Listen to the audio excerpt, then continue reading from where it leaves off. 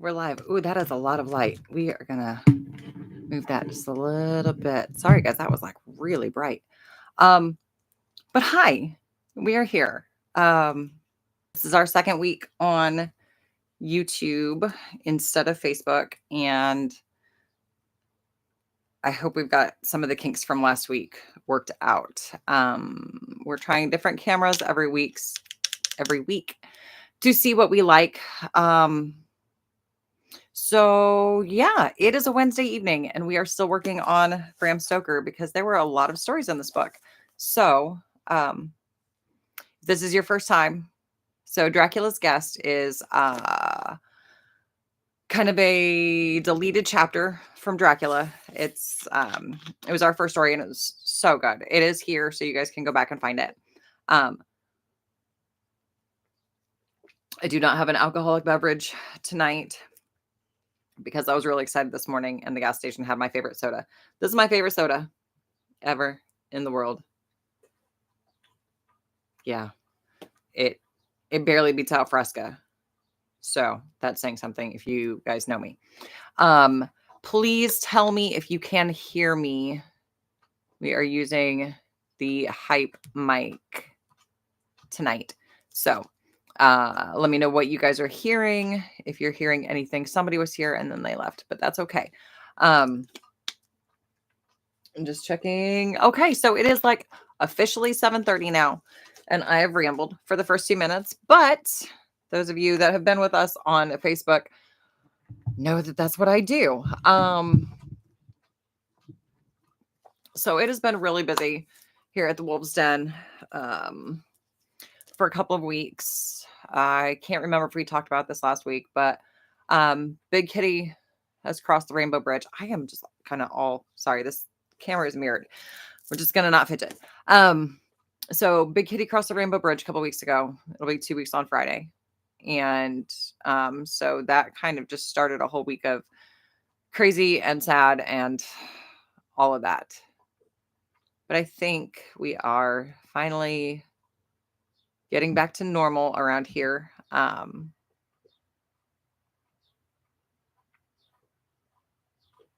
It's not normal to sleep at night without hearing two cats fussing at each other. So that's been hard to get used to. But anyway, so yes, we're going to continue on. That was a huge digression.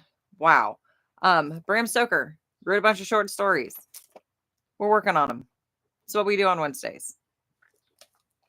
So tonight's story, again, if you're new, we read cold, which means that I have not read ahead. So whatever happens in the story, we're going to find out together. And I like doing that. I like being able to react with you guys. And yeah, we have a lot of fun on Wednesdays. So thank you for those of you that are here. For anybody who watches this later, please, I'm going to do the YouTuber thing. Please subscribe. Please.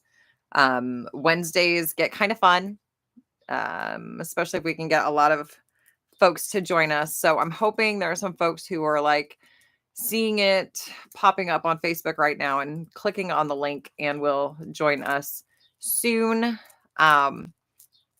Once again, I do have live chat on. So as you guys get here, pop in, just say, hey. And when we're done with this, we will do your guys' requests. So short stories that you love, that you grew up with, that you hate, but you want to see if I can do funny voices. Occasionally I do attempt funny voices. Yeah, so I am digging being on YouTube. And I hope you guys are enjoying it over here as well. We're going to get started on this. Tonight's story is A Dream of Red Hands. So I don't know if this is going to have some Shakespearean tie-ins or what's going to happen. So we'll find out together. All right. So let's start with A Dream of Red Hands. The first opinion given to me regarding Jacob Settle was a simple descriptive statement. He's a down-in-the-mouth chap. But I found that it embodied the thoughts and ideas of all his fellow workmen. There was in the phrase a certain easy tolerance, an absence of positive feeling of any kind, rather than any complete opinion, which marked pretty accurately the man's place in public esteem. Still, there was some dissimilarity between this and his appearance, which unconsciously set me thinking, and by degrees, as I saw more of the place and the workmen, I came to have a special interest in him. He was, I found, forever doing kindnesses, not involving money expenses beyond his humble means, but in the manifold ways of forethought and forbearance and self repression which are of the truer charities of life.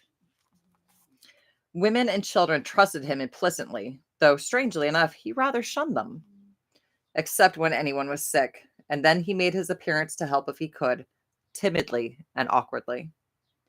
He led a very solitary life, keeping house by himself in a tiny cottage, or rather hut, of one room, far on the edge of the moorland.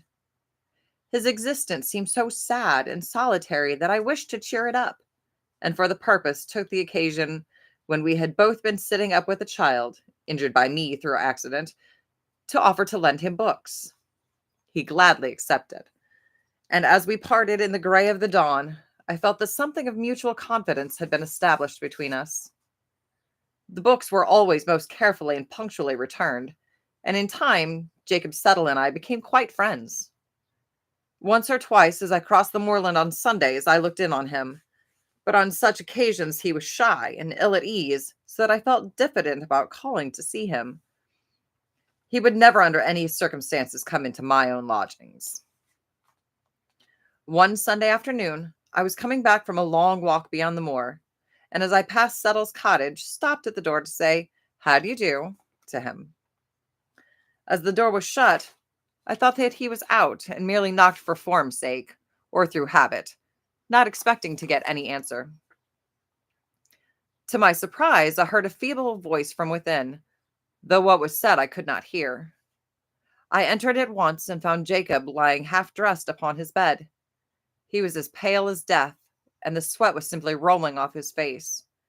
His hands were unconsciously gripping the bedclothes as a drowning man holds on to whatever he may grasp. As I came in, he half arose, with a wild, hunted look in his eyes, which were wide open and staring, as though something of horror had come before him. But when he recognized me, he sank back on the couch with a smothered sob of relief and closed his eyes. I stood by him for a while, quite a minute or two, while he gasped. Then he opened his eyes and looked at me, but with such a despairing, woeful expression that, as I am a living man, I would rather have seen that frozen look of horror. I sat down beside him and asked after his health. For a while, he would not answer me except to say that he was not ill. But then, after scrutinizing me closely, he half arose on his elbow and said, "I thank you kindly, sir, but I'm simply telling you the truth. I am not ill. I am not ill, as men call it, though God knows whether there be not worse sicknesses than doctors know of. I'll tell you, as you are so kind. But I trust that you won't ever mention such a thing to a living soul, for it might work me more and greater woe. I am suffering from a bad dream." Ooh. Suffering from a bad dream. Yeah, getcha. That's we've all had those where you just can't quite shake it. You know it's a dream. You know it's not real, but it's there all the same. Oh, goodness. A bad dream, I said, hoping to cheer him. But dreams pass away with the light, even with waking. There I stopped, for before he spoke, I saw the answer in his desolate look around the little place. No, no, that's all well for people that live in comfort and with those that they love around them. It is 1,000 times worse for those who live alone and have to do so. What cheer is there for me, waking here in the silence of the night, with the wide moor around me full of voices and full of faces that make my waking a worse dream than my sleep? Ah, young sir, you have no past that can send its legions to people the darkness and the empty space. and I pray the good God that you may never have." As he spoke, there was such an almost irresistible gravity of conviction in his manner that I abandoned my remonstrance about his solitary life. I felt that I was in the presence of some secret influence which I could not fathom. To my relief, for I knew not what to say, he went on. "2 nights past have I dreamed it. It was hard enough the first night, but I came through it. Last night the expectation was in itself almost worse than the dream, until the dream came. And then it swept away any remembrance of lesser pain. I stayed awake till just before dawn, and then it came again. And ever since I have been in such an agony I am sure the dying feel, and with it all the dread of tonight." Before he had got to the end of the sentence, my mind was made up, and I felt that I could speak to him more cheerfully. "Try and get to sleep early tonight. In fact, before the evening has passed away. The sleep will refresh you, and I promise you there will not be any bad dreams after tonight." He shook his head hopelessly, so I sat a little longer and then left him. When I got home, I made my arrangements for the night, for I had made up my mind to share Jacob Settle's lonely vigil in his cottage on the moor. I judged that if he got to sleep before sunset, he would wake well before midnight. And so, just as the bells of the city were striking 11, I stood opposite his door armed with a bag, in which were my supper, an extra large flask, a couple of candles, and a book. Yeah, that would be my overnight bag too. The moonlight was bright and flooded the whole moor till it was almost as light as day. But ever and anon, black clouds drove across the sky. I'm sorry, I love that phrase, ever and anon. So good. But ever and anon, black clouds drove across the sky and made a darkness which by comparison seemed almost tangible.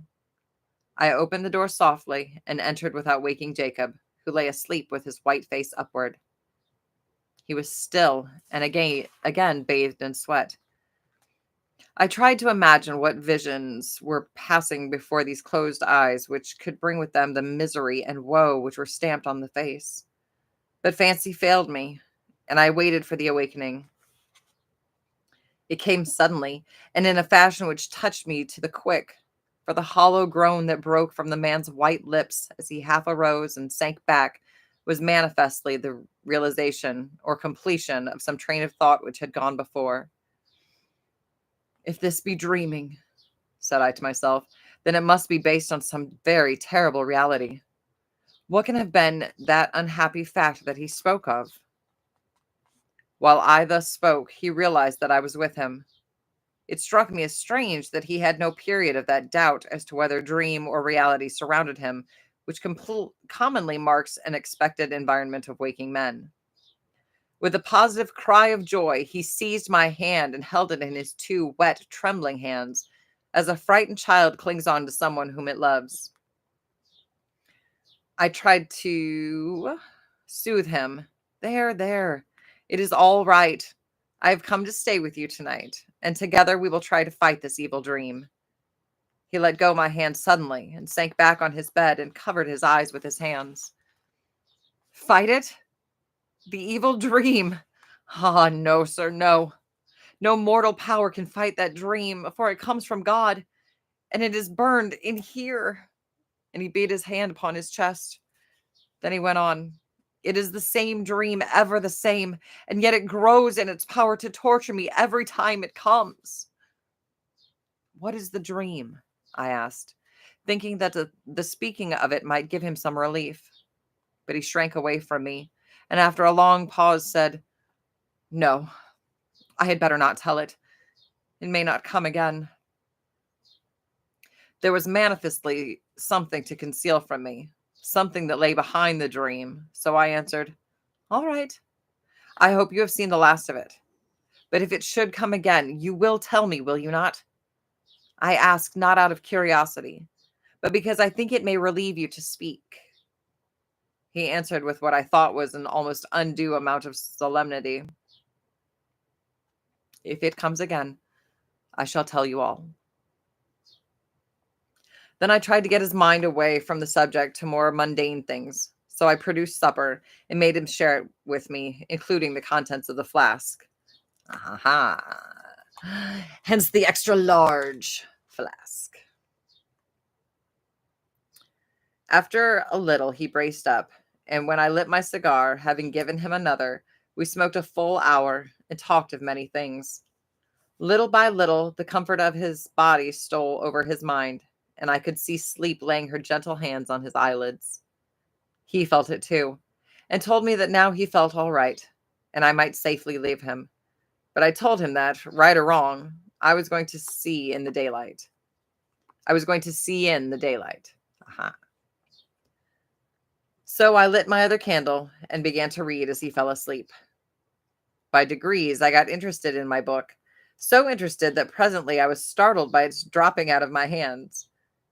I looked and saw that Jacob was still asleep, and I was rejoiced to see that there was on his face a look of unwonted happiness, while his lips seemed to move with unspoken words. Then I turned to my work again, and again woke, but this time to feel chilled to my very marrow by hearing the voice from the bed beside me. "Not with those red hands! Never! Never!" On looking at him, I found that he was still asleep. He woke, however, in an instant, and did not seem surprised to see me. There was again that strange apathy to his surroundings. Then I said, "Settle. Tell me your dream. You may speak freely, for I shall hold your confidence sacred. While we both live, I shall never mention what you may choose to tell me." He replied, "I said I would, but I'd better tell you first what goes before the dream, that you may understand. I was a schoolmaster when I was a very young man. It was only a parish school in a little village in the West Country. No need to mention any names. Better not. I was engaged to be married to a young girl whom I loved and almost reverenced. It was the old story. While we were waiting for the time when we could afford to set up house together, another man came along. He was nearly as young as I was, and handsome, and a gentleman, with all a gentleman's attractive ways for a woman of our class. He would go fishing, and she would meet him while I was up at my work in school. I reasoned with her and implored her to give him up. I offered to get married at once and go away and begin the world in a strange country. She would not listen to anything I could say, and I could see that she was infatuated with him. Then I took it on myself to meet the man and ask him to deal well with the girl, for I thought he might mean honestly by her, so that there might be no talk or chance of talk on the part of others. I went where I should meet him with none by, and we met.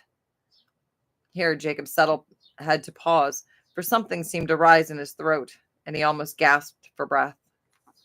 Ooh. Does anybody remember last week's story? 2 weeks ago.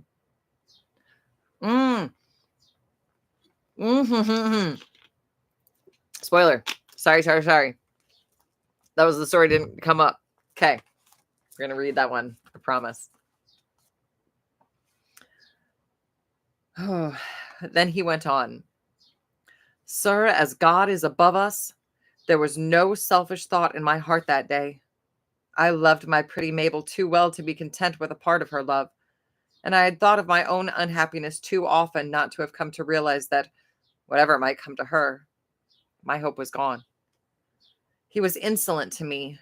You, sir, who are a gentleman, cannot know, perhaps, how galling can be the insolence of one who is above you in station. But I bore with that. I implored him to deal well with the girl, for what might be only a pastime of an idle hour with him might be the breaking of her heart. For never had I a thought of her truth, or that the worst of harm could come to her. It was only then unhappiness to her heart I feared.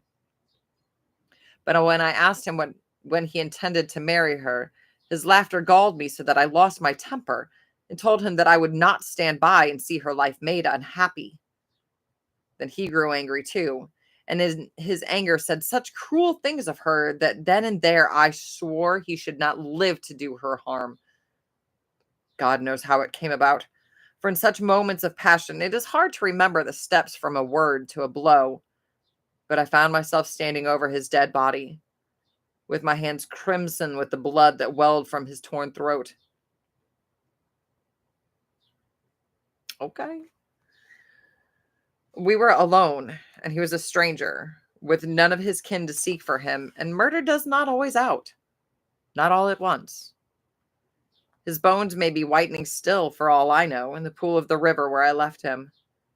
No one suspected his absence, or why it was, except my poor Mabel, and she dared not speak.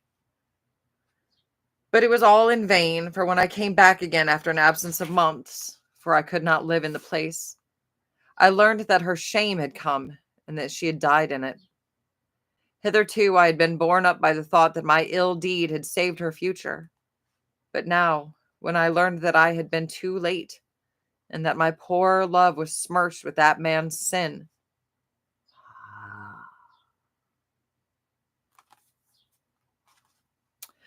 I fled away with the sense of my useless guilt upon me more heavily than I could bear. Ah, sir, you have not done such a sin, don't know what it is to carry it with you. You may think that custom makes it easy for you, but it is not so. It grows and grows with every hour till it becomes intolerable, and with it growing too, the feeling that you must forever stand outside heaven. You don't know what that means, and I pray God that you may never. Ordinary men, to whom all things are possible, don't often, if ever, think of heaven. It is a name and nothing more, and they are content to wait and let things be. But to those who are doomed to be shut out forever, you cannot think what it means. You cannot guess or measure the terrible, endless longing to see the gates opened and to be able to join the white figures within. And this brings me to my dream.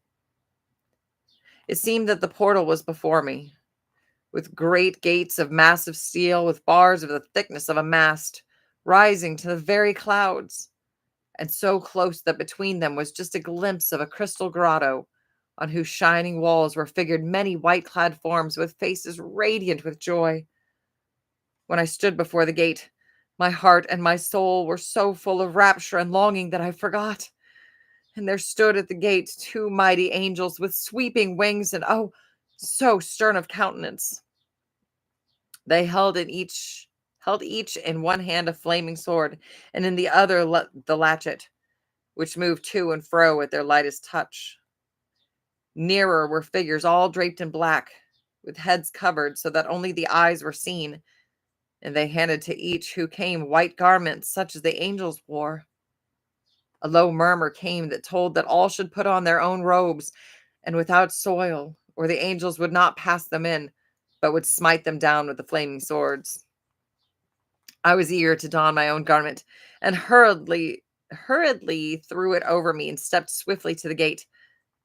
But it moved not, and the angels, loosing the latchet, pointed to my dress. I looked down and was aghast, for the whole robe was smeared with blood. My hands were red.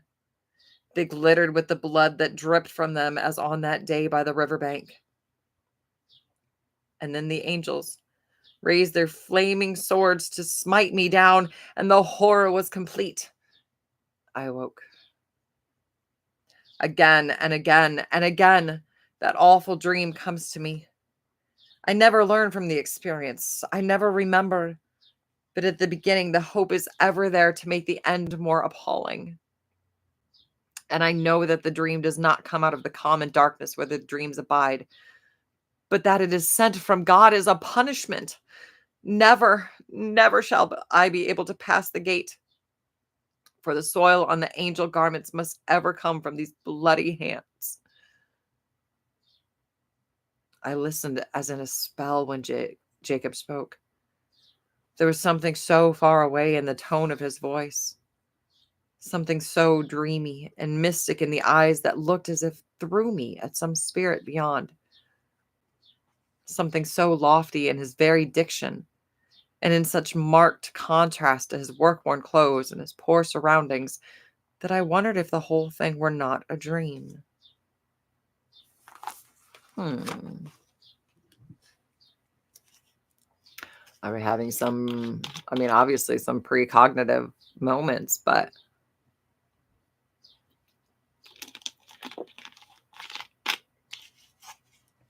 oh, are we going to be with Jacob in his last moments? Possibly. We were both silent for a long time. I kept looking at the man before me in growing wonderment. Now that his confession had been made, his soul, which had been crushed to the very earth, seemed to leap back again to uprightness with some resilient force. I suppose I ought to have been horrified with his story, but strange to say, I was not. It certainly is not pleasant to be made the recipient of the confidence of a murderer, but this poor fellow seemed to have had not only so much provocation, but so much self-denying purpose in his deed of blood that I did not feel called upon to pass judgment upon him.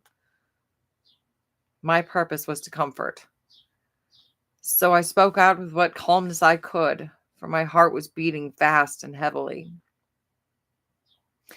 You need not despair, Jacob Settle. God is very good, and his mercy is great. Live on and work on in the hope that someday you may feel that you have atoned for the past. Here I paused, for I could see that sleep, natural sleep this time, was creeping upon him. Go to sleep, I said. I shall watch with you here, and we shall have no more evil dreams tonight. He made an effort to pull himself together and answered, I don't know how to thank you for your goodness to me this night, but I think you had best leave me now. I'll try and sleep this out. I feel a weight off my mind since I have told you all. If there's anything of the man left in me, I must try and fight out life alone. I'll go tonight as you wish it, I said, but take my advice and do not live in such a solitary way. Go among men and women, live among them, share their joys and sorrows, and it will help you to forget. The solitude will make you melancholy mad. I will, he answered, half unconsciously, for sleep was overmastering him. I turned to go, and he looked after me. When I had touched the latch, I dropped it, and coming back to the bed, held out my hand. He grasped it with both his as he rose to a sitting posture, and I said, my good night, trying to cheer him. Heart, man, heart. There is work in the world for you to do, Jacob Settle. You can wear those white robes yet and pass through that gate of steel. Then I left him. A week after, I found his cottage deserted, and on asking at the works, was told that he had gone north. No one exactly knew whither. 2 years afterwards, I was staying for a few days with my friend Dr. Monroe in Glasgow. He was a busy man and could not spare much time for going about with me, so I spent my days in excursions to the Trossachs and Loch Katrine and down the Clyde. On the second last evening of my stay, I came back somewhat later than I had arranged, but found that my host was late too.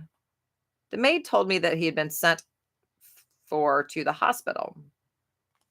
A case of accident at the gasworks, and the dinner was postponed an hour. So telling her I would stroll down to find her master and walk back with him, I went out. At the hospital, I found him washing his hands preparatory to starting for home. Casually, I asked him what the case was. Oh, the usual thing. A rotten rope and men's lives of no account. 2 men were working in a gasometer when the rope that held their scaffolding broke. It must have occurred just before the dinner hour, for no one noticed their absence till the men had returned.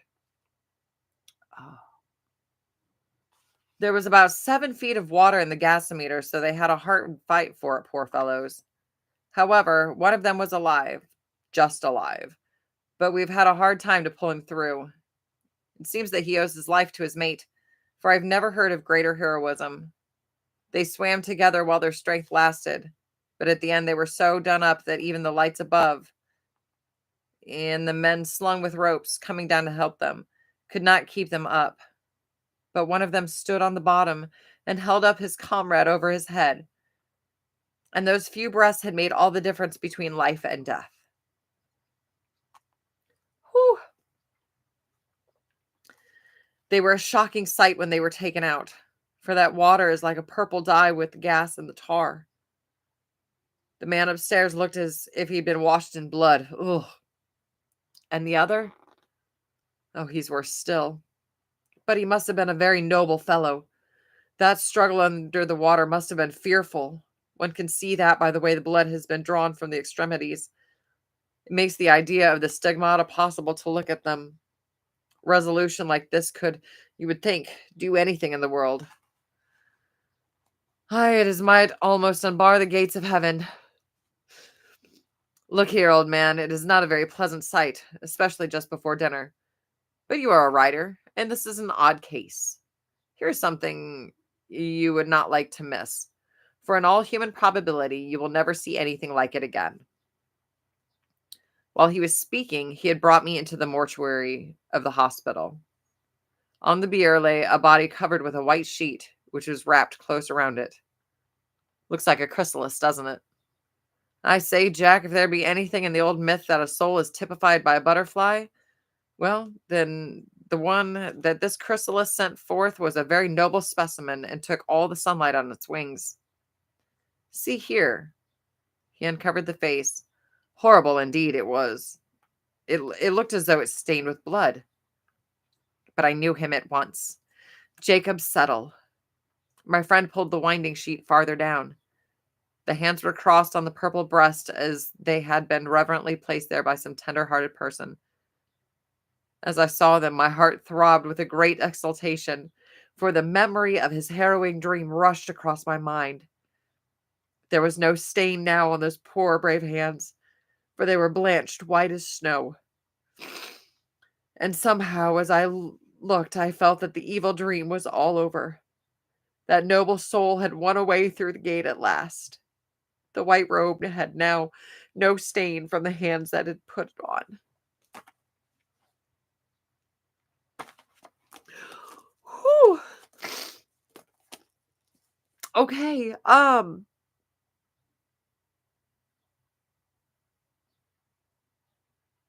okay, you got me on that one.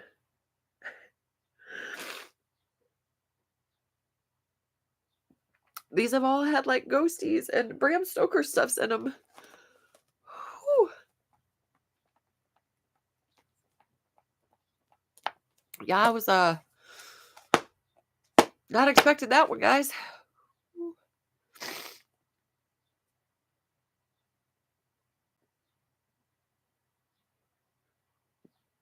Okay, so before we end up down a rabbit hole that nobody asked for,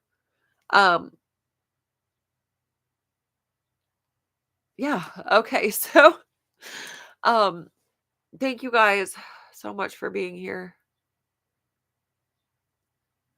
And oh, my makeup is gone. But that's okay, because that's what we do. We experience these together.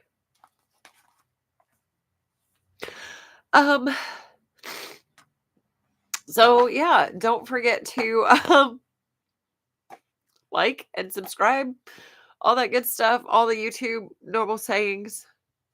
Go back through some of the other videos from when we started doing this in 2020.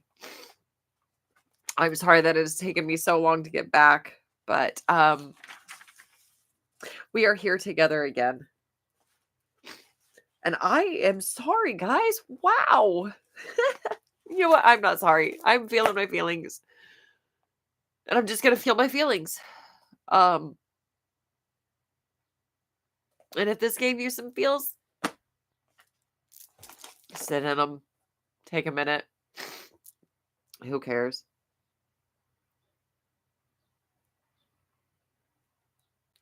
It's what we do together, kids, right? We feel our feelings and we love each other. And then we're going to do this again next week. And hopefully, what is the name of the story next week? Crook and Sands. Oh, okay. Yeah, so that is it for this week. uh um thank you guys. Um we have a like. Um so yeah, please share this. I'm gonna share it on Facebook for those that missed it. Um and I will see you guys next week. Next Wednesday, 7:30. Um we'll talk about Memorial Day. I think I'm gonna be fixing a shower. There's a leak in my bathroom. And hopefully or words replacing fence panels. So if you live nearby, you have some tools, you're willing to work for food, come play at my house. So we're gonna keep doing this the weekly. I'm gonna try to maybe get some other things on other days so we can get together more often. And yeah, I love you guys. Thank you for hanging out, and we'll see you next week. Bye.